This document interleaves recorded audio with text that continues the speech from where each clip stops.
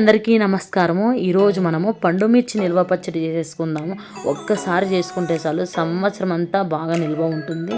ఎంతో ఈజీగా వంటరాని వాళ్ళు కూడా చాలా బాగా చేసుకోవచ్చు. 300 గ్రామ్స్ పండు మిర్చి తీసుకొని వాటిని వాటర్లో వేసి బాగా వాష్ చేసి బాగా ఆరనివ్వాలి. తడి ఉంటే పాడైపోతుంది ఈ పికెలు.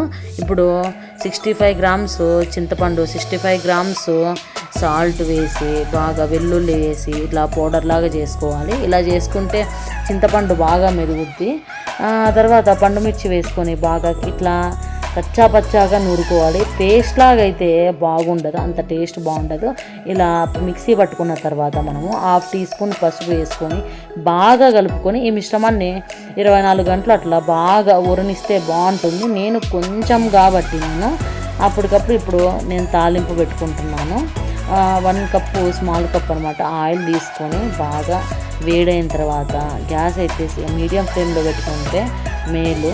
ఇప్పుడు పోపు దినుసులు వచ్చేసి 1 టీ స్పూన్ ఆవాలు, 1 టీ స్పూన్ జీలకర్ర, కాస్త కరివేపాకు, కానీ 10 వెల్లుల్లి రెబ్బలు అవన్నీ వేసి బాగా మీడియం ఫ్లేమ్లో బాగా వేయించుకోవాలి. వేయించుకున్న తర్వాత ఇప్పుడు ఈ పండుమిర్చి మిశ్రమాన్ని మనము వేసుకోవాలి. వేసుకున్న తర్వాత ఆవపిండి, మెంతిపిండి, 1/2 టీ స్పూన్ ఆవపిండి, 1/2 టీ స్పూన్ మెంతిపిండి వేసి కాస్త 5 నిమిషాలు బాగా మీడియం ఫ్లేమ్లో పెట్టుకొని ఇలా వేయించుకోవాలి. పచ్చివాసన ఉండదు. తప్పకుండా మీరు కూడా ఈ పచ్చడి ట్రై చేయండి. చాలా